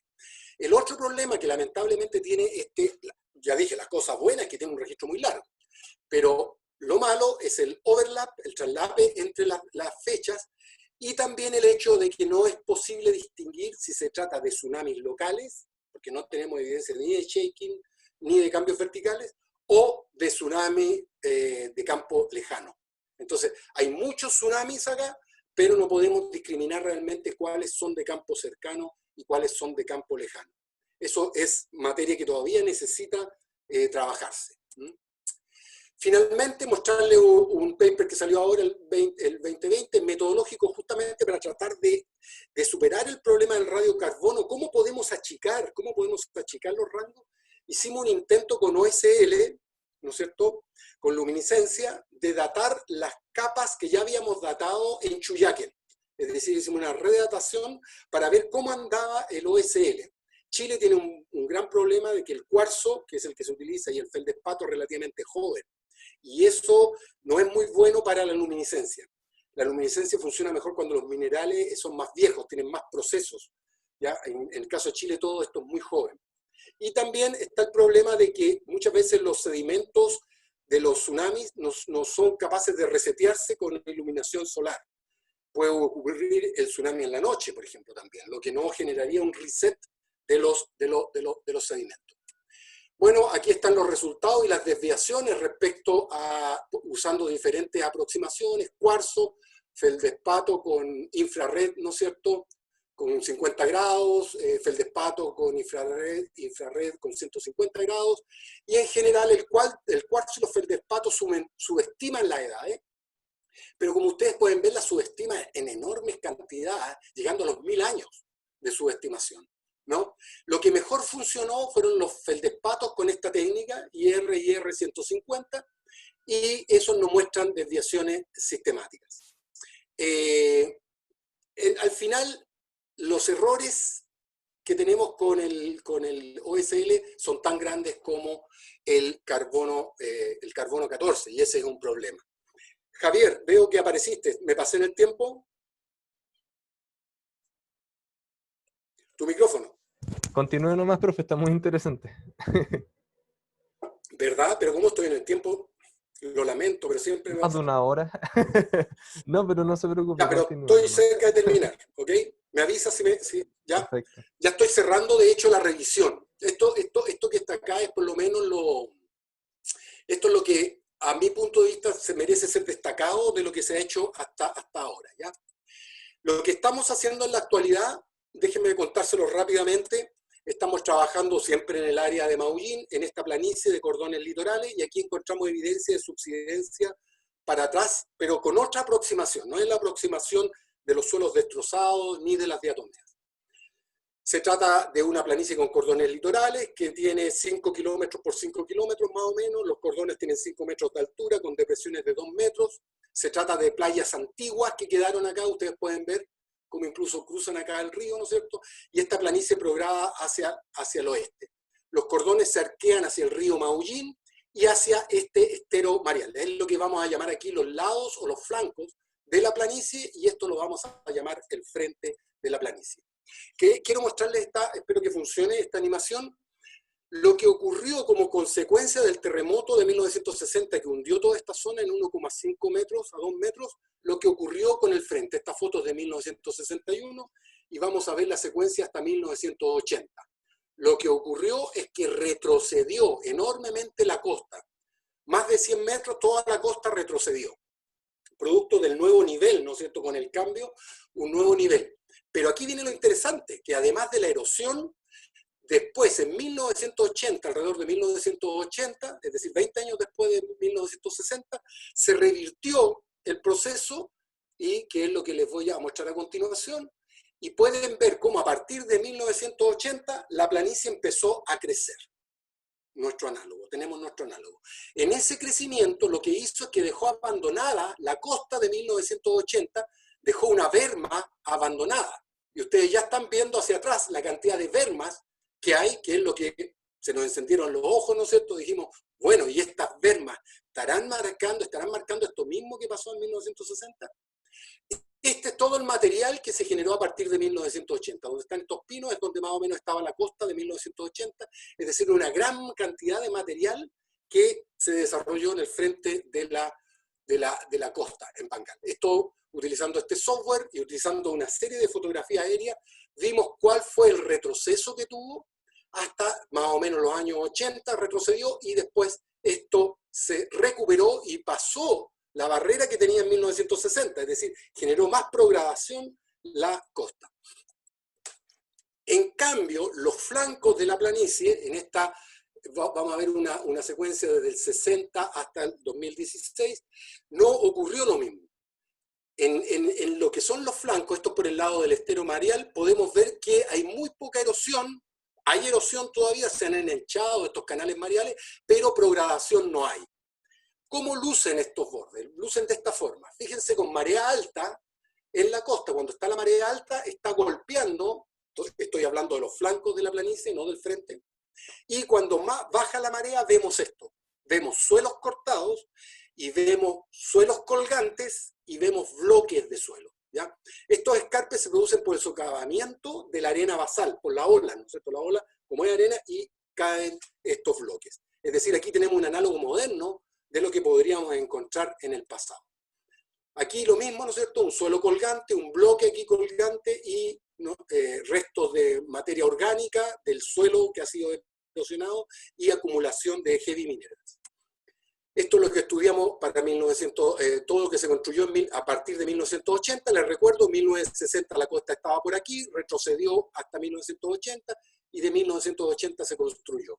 Este es un perfil, y entonces fuimos hasta donde llegó la costa en 1980, y este es el límite, ¿no es cierto? Y nos encontramos con la berma abandonada y una interesante estratigrafía, que es esta que está acá. Acá tenemos una foto, esta es la parte trasera de la berma, la costa está hacia la izquierda, y esta es la interesante estratigrafía que nos encontramos. Esta es la berma, y aquí llegó entonces, hasta aquí llegó 1980. Pero interesantemente, en vez de un suelo de 1980, nos encontramos con dos suelos. Es decir, fue como un bonus track. La naturaleza nos tenía preparado un premio, ¿no? Que era, en vez de un suelo, encontrar dos suelos, que son estos dos suelos que están cortados acá. Y por supuesto no lo entendíamos y tuvimos que desarrollar un concepto, que es este que está acá. Tenemos entonces, antes del terremoto, tenemos una berma, tenemos ese nivel del mar, detrás de la berma tenemos desarrollo del suelo orgánico con árboles, pero durante el terremoto se produce el hundimiento, cambia el nivel del mar, queda con un nuevo nivel del mar, posteriormente viene el tsunami, rompe a través de esa berma y deja un depósito sobre el suelo, ¿no? empieza un retroceso paulatino durante los próximos 2 décadas de la costa, pero mientras ese retroceso ocurre, se empieza a desarrollar un nuevo suelo. Esto es increíble. En tiempo geológico acortado, ¿no es cierto? En 20 años se desarrolla un nuevo suelo, los árboles mueren, sus raíces quedan acá, y sigue el retroceso, usando el análogo de 1966, y ya aquí tenemos entonces una dupla de suelo, llega un máximo retroceso, se deja una berma abandonada, y posteriormente empieza la progradación, dejando este suelo aquí colgante de 1960 con este sándwich acá. Ese es nuestro modelo conceptual. Rápidamente encontramos estos suelos colgantes hacia el interior de la planicie por kilómetros. Esta imagen, el mar está hacia allá, estos 3 kilómetros tierra adentro. Hemos estudiado esto con trincheras, con GPR. Muchos casos les voy a mostrar que vamos retrocediendo hacia atrás, suelos colgantes con bloques. Aquí estos dos suelos, este sándwich, esto es de hace 1500 años atrás, ¿no es cierto? Rápidamente, solamente para mostrarles la profundidad. Aquí los estudiantes tienen que ser llenos de músculo, estudiantes y estudiantas, para perforar esto, ¿no es cierto? Llegar hasta esta profundidad, porque aquí estamos en el ridge, en el cordón litoral que se generó, y ahí encontramos entonces estos suelos colgantes antiguos. Un close-up. Este es un camino que se utiliza, ya le dije que los ridges se utilizan para caminos, el mar está para allá, y esta es la cola del ridge, la cola landward del cordón litoral, y aquí está la dupla, ¿no es cierto? Y el corte del suelo está un poco más allá. El GPR afortunadamente nos ha funcionado muy bien, nos sirve para trazar estas paleocostas a long strike, y también afortunadamente hemos encontrado raíces de árboles que estaban vivos, o arbustos que estaban vivos, para cuando ocurrió la subsidencia. Se ve claramente cómo el suelo colgante acá después fue cubierto, ¿no es cierto? La estratigrafía se muestra. Esto es nuestro laboratorio, un peeling, un molde, se ve el suelo colgante. Aquí Cintia está mostrando, ¿no es cierto?, los depósitos. Hay llamarle la atención sobre las similitudes. Esto hay 2000 años de diferencia acá. Esto lo tenemos en la actualidad. Fíjense este suelo colgante acá con este bloque de suelo, y esto lo tenemos fosilizado, sepultado, lo mismo de hace 2000 años atrás, el mismo fenómeno. Eso es lo bonito de la geología, ¿no? Esto es lo que hemos trabajado, todos estos ridges los hemos trabajado, 1960, 1575, 1300, etcétera, etcétera, hemos encontrado la misma secuencia. Lamentablemente les pido disculpas, aquí invertí, para respetar la posición de la costa, invertí la línea de tiempo, es decir, el pasado está acá, y el presente está acá. Acá están los terremotos históricos. Este es el trabajo de Chuyaquén. Le había dicho que este evento, el evento E, no lo habíamos podido datar en Chuyaquén. Esto es el lago Calafquén, son turbiditas, esta es la secuencia de las turbiditas del lago Calafquén, y esto es lo que hemos hecho nuevo.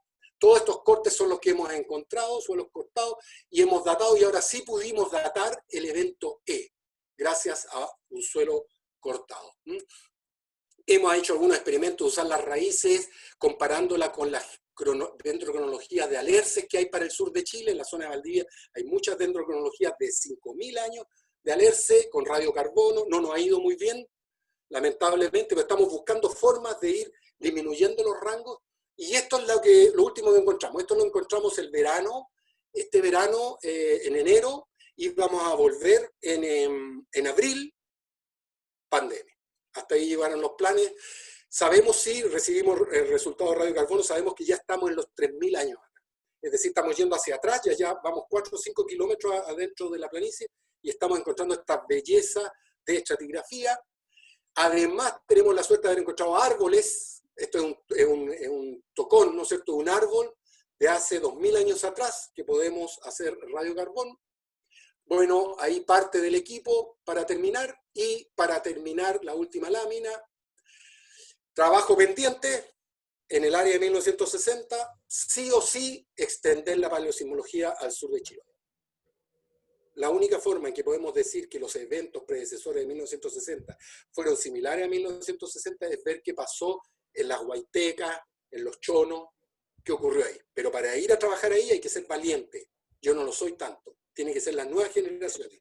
Los jóvenes que aguantan ahí las condiciones climáticas tienen que ir a trabajar esto allá. Cambios de nivel, sacudimiento, tsunamis. Restringir como sea los rangos de edad, ¿no es cierto? Hay demasiado overlap. Quizás con metodología alternativa al carbono 14, y extender más allá de los 2000 años la cronología de cambios de nivel, que son los únicos que nos dice que sí hubo ruptura, y buscar nuevas aproximaciones complementarias con las tradicionales, como la que les mostré de las planicies, de los cordones litorales y los suelos colgantes. Ya, Javier, discúlpenme por el largo de la presentación. Profesor, ¿me escucha?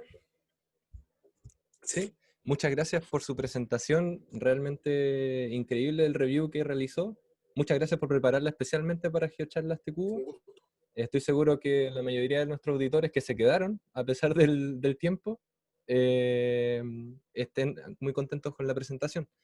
Me llama mucho la atención el hecho, bueno, lo que usted comentó de Brian Atwater, que vino a Chile, a nuestro laboratorio natural, para encontrar pistas de lo que de lo que encontró posteriormente en Cascadia. Así que eso llama una lección muy, muy interesante, muy bonita, que nuestro territorio en realidad es apto e ideal para estudiarlo y poder conocer los terremotos del pasado, y que básicamente exportamos ciencia.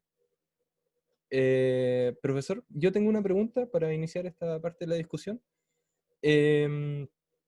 Bueno, muchos sabemos de que con paleosismología, ya utilizando evidencias de tsunami, de subsidencia, registro histórico y sacudimiento, podemos entender un poco de esto del ciclo sísmico, ¿no es cierto?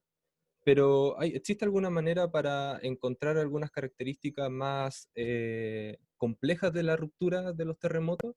A lo que voy es, por ejemplo, siempre decimos que ya, el terremoto del 60 provocó subsidencia en las costas, pero ¿qué pasa si tengo un rasgo aledaño entre que hay una subsidencia y un alzamiento? Y viéndolo más que nada con el terremoto de Illapel, por ejemplo, que es un terremoto que generó un tsunami, que en consecuencia hizo una subsidencia en línea costera, pero tiene un parche muy, muy importante en la parte profunda del slab y generó un alzamiento. Entonces, estas complejidades de la ruptura de los terremotos que podemos ver recientemente con GPS, ¿se puede determinar con paleosismología?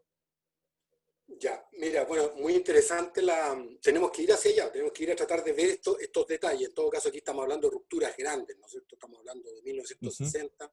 Pero mira, la clave, y es donde falla el trabajo que ha hecho mi equipo, es que sería la extensión latitudinal de los estudios. Y ahí hemos fallado. Esa ha sido mi gran falla, ha sido quedarme concentrado en un área. Cualquier estudio paleosismológico que quiera llegar a responder el tipo de pregunta que tú planteas, tiene que extenderse y tener muchos puntos a lo largo de la costa, along strike. Y eso es lo que tratan sí de hacer los colegas belgas que están estudiando los lagos en un sentido latitudinal, para ver cómo, por ejemplo, la intensidad va disminuyendo hacia el sur o va aumentando hacia el sur. En ese caso, teniendo muchos puntos en la costa, haciendo estudios de diatomeas, que hasta ahora es lo estándar, para ver cambios de nivel, lo estándar hoy en día es el uso de las diatomeas, ¿ya? O foraminíferos, o ostrácodos.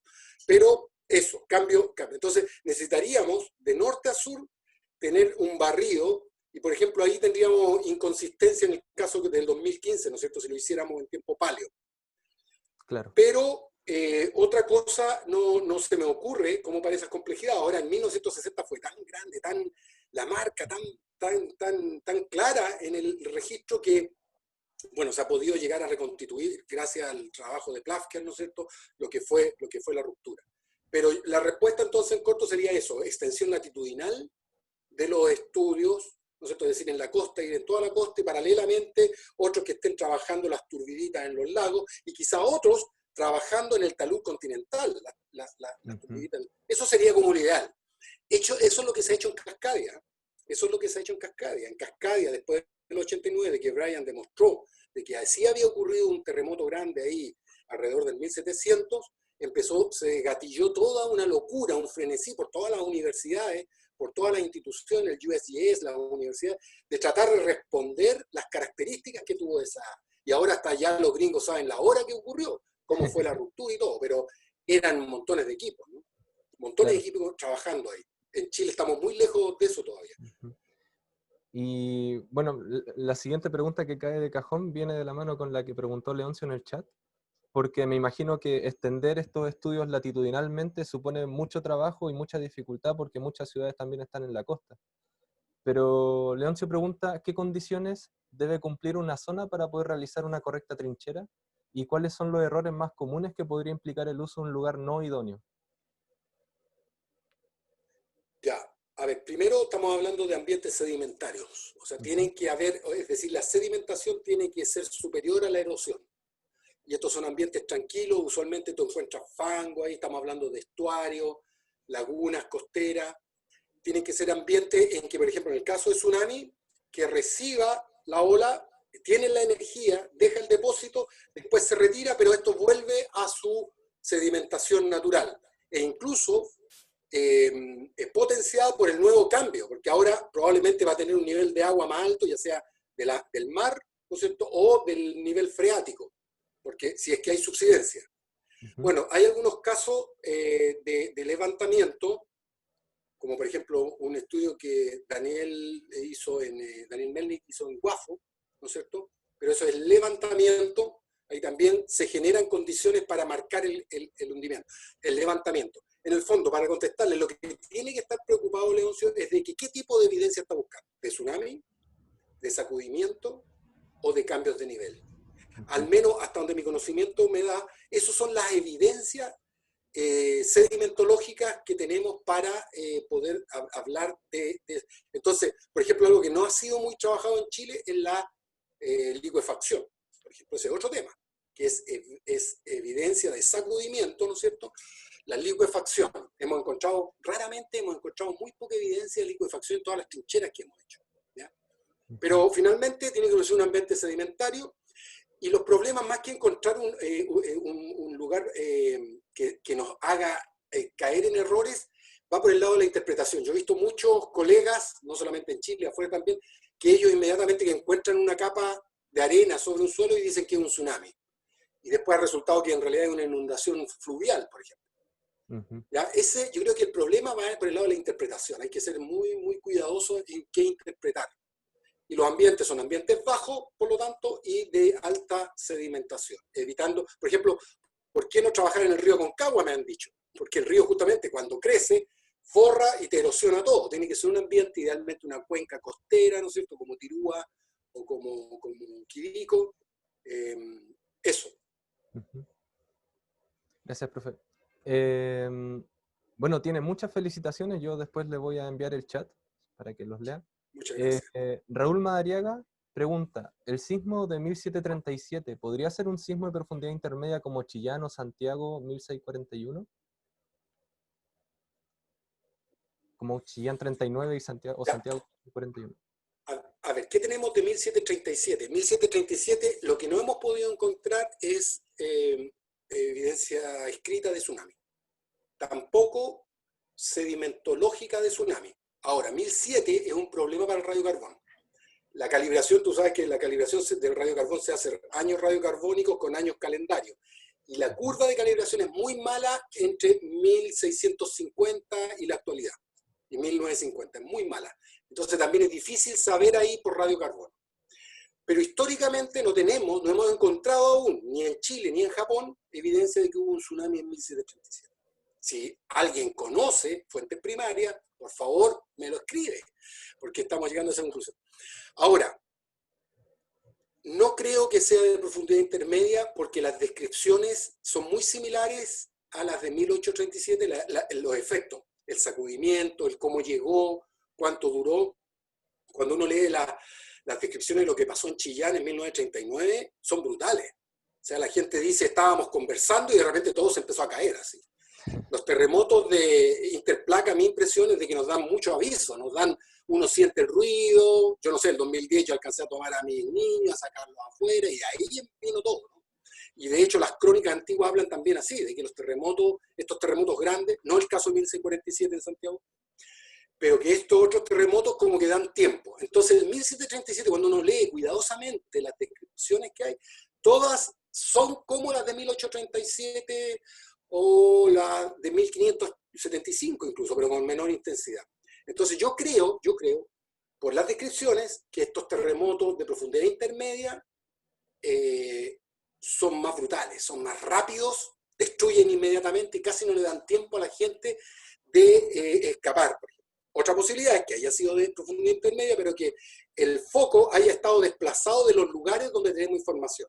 ¿Dónde tenemos información de 1737? Principalmente Valdivia, ¿no es cierto? Algo en Chiloé y en Concepción hemos encontrado, incluso en Concepción, pero toda esa zona entremedia estaba bajo el dominio de los mapuches y por lo tanto hay muy poca información.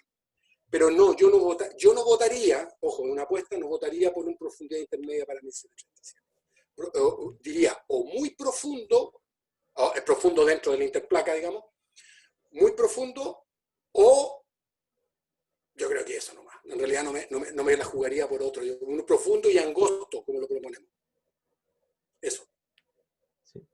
Gracias, profesor. Bueno, yo tenía otra pregunta. Usted mencionaba de los altos errores de la datación por radiocarbono, que aproximadamente 100 años. ¿Hay alguna manera, mínimo 100 años, ¿hay alguna manera de crear quizás una función de transferencia, como mencionaba el otro colega, no recuerdo el nombre, el estudiante de doctorado, una especie de función de transferencia con lo que conocemos de 1960 y 1575? Es decir, el terremoto de 1575, que lo sabemos bien históricamente que ocurrió en diferentes, o que afectó diferentes partes del sur de Chile, eh, ¿qué resultado tenemos de la datación de radiocarbono? Pero a ver, lo de la función de transferencia es para las diatomeas, Javier, es para Ah, los ya, cambios de nivel. ya, perfecto. Lo que hacen, que yo no hago, pero algunos colegas hacen estudios estadísticos de las dataciones de radiocarbono. Ya. ¿Ya? Y tratan de entonces ponerla estratigráficamente con modelos bayesianos y ese tipo de cosas. Se tratan de hacer. Pero la verdad, no sé, tú cuando ya metes números estás metiendo otras variables, ¿ya? Ujú. Pero va a tener que ir por ahí o que se mejore más el error del Del del radiocarbono. radiocarbono. No, las funciones de transferencia eran para Para las los cambios diatomeas. verticales. Y Ya. ahí sí usan el 60. Ven qué cambios verticales hizo 1,5 metros de hundimiento Ujú. que generan las diatomeas, que cambian, ¿no es cierto? Y eso lo buscan hacia abajo. Ahora, 1575, insisto, todo el sur, toda la parte sur del 60 no tenemos idea de lo que pasó. Por Ujú. favor, necesitamos gente joven que quiere ir a trabajar esa zona. Ir a las islas. Ese es el aviso a las nuevas generaciones. Claro, porque mira, para mí fue muy fácil decir 1575 es igual que el 60, pero la Claro. verdad es que no hay fundamento, porque pudo haber sido una ruptura solamente en la parte norte. Ujú. Que haya afectado hasta Chiloé, tenía datos, ¿no? Hasta Chiloé, claro. Pero Sí. ¿qué pasó de ahí hasta Península Taitao? No se sabe. No sabemos. Y Ujú. también el problema de que no hay tsunami registrado, o no hemos encontrado un registro escrito de tsunami en Japón.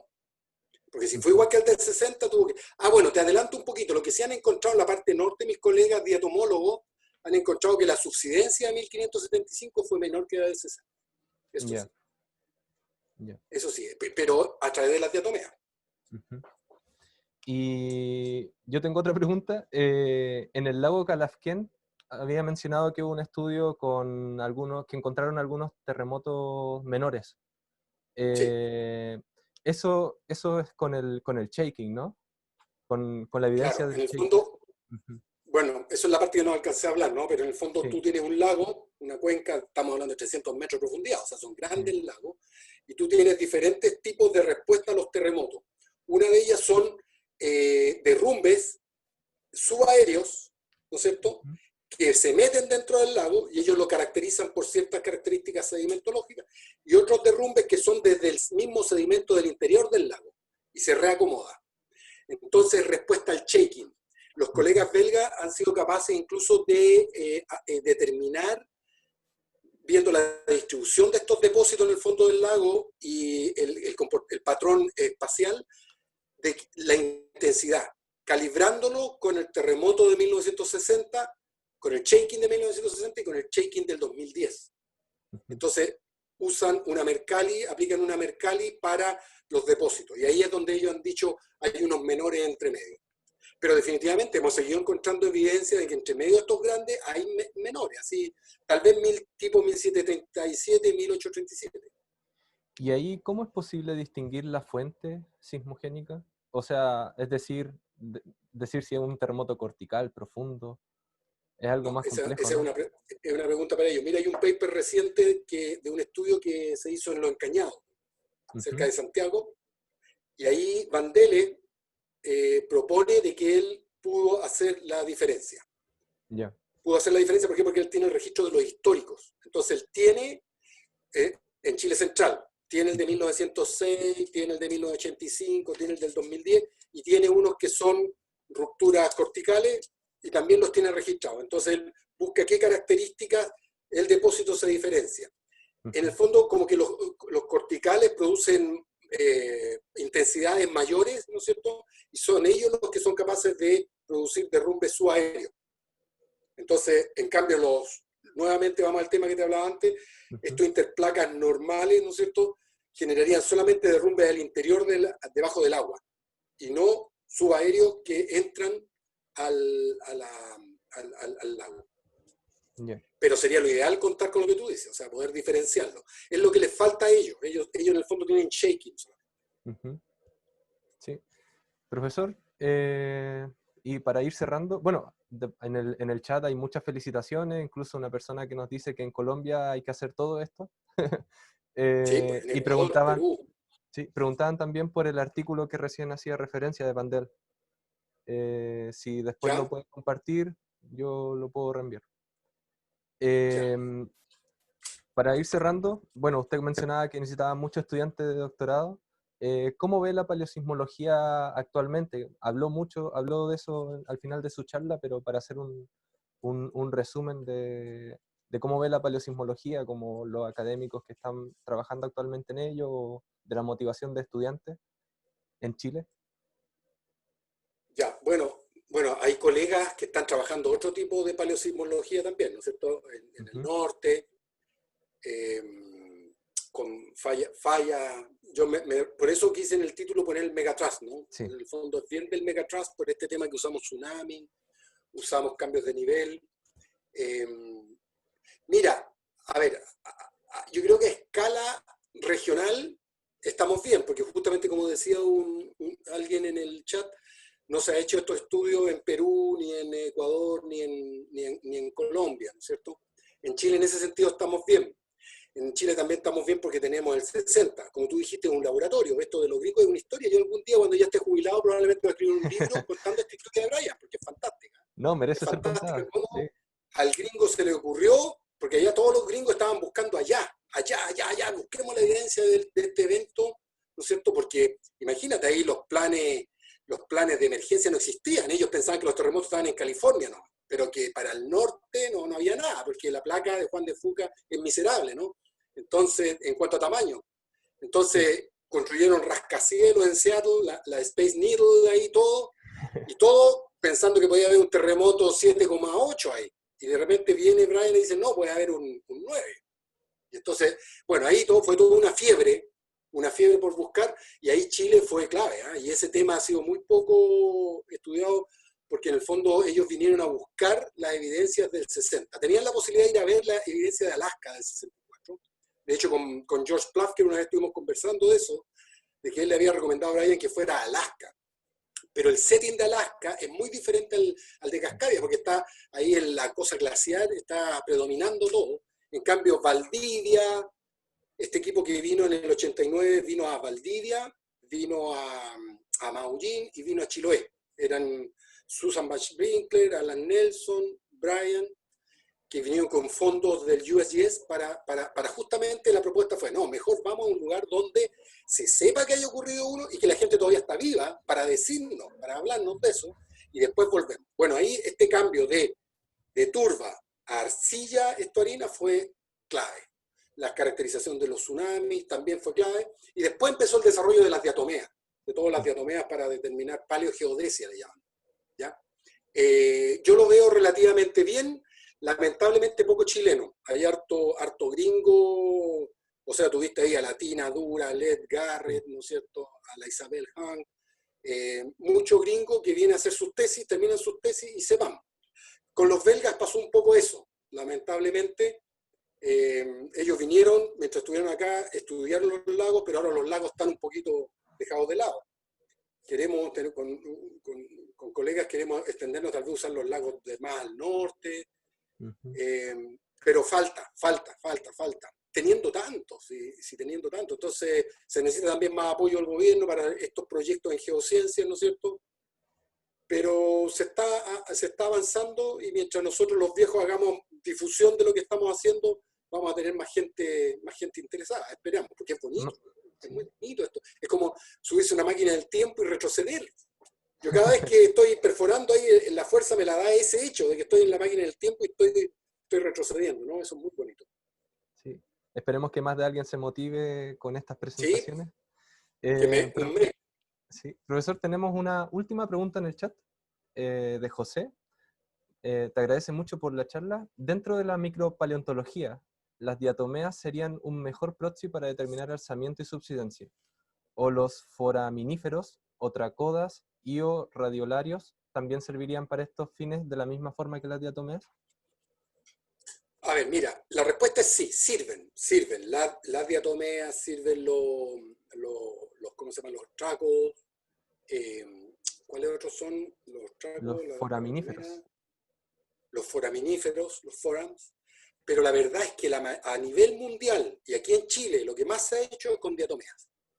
Fíjate que los foraminíferos tienen el problema que como es calcio, si están en un lugar muy ácido, por ejemplo en el sur, toda la vegetación produce mucho ácido húmico, ¿no es cierto? Estos suelas, estas turbas que les mostraba yo en la foto son muy ácidas, entonces destruyen los foraminíferos muy rápidamente. En cambio, las diatomeas, por ser vidrio, por ser sílice, se mantienen por mucho tiempo, ¿ya? Entonces, la respuesta es sí, se pueden aplicar, hay que buscar el ambiente ideal, pero lo que más se ha hecho afuera y acá, con micropaleontología, que es la palabra correcta la que usa el que hace la pregunta, se ha hecho con diatomeas, que es lo que les mostré principalmente. Perfecto. Muchas gracias, profesor. Agradecemos Oye, gracias a ustedes. nuevamente su aceptar a estar en este ciclo de No, charlas. gracias a ustedes. Aprovechamos de recordar a todos los asistentes que nosotros en la página web subimos la presentación, subimos el correo para que cualquier duda que tengan simplemente le escriban al profesor. Él es muy abierto a responder sus correos. Y no, muchas gracias nuevamente y agradecer a todos los participantes en esta charla. Fue muy interesante, la verdad. Sí, gracias a los que aguantaron hasta el final. Aparentemente todos aguantaron hasta el final, así que ahora a almorzar. Muchas gracias. Muchas gracias. No, Ya muchas pues, gracias a Javier, ustedes. Bueno, felicitaciones por la iniciativa. Súper gracias. bueno. Chao, Que estén muy chao. bien. Chau, chau.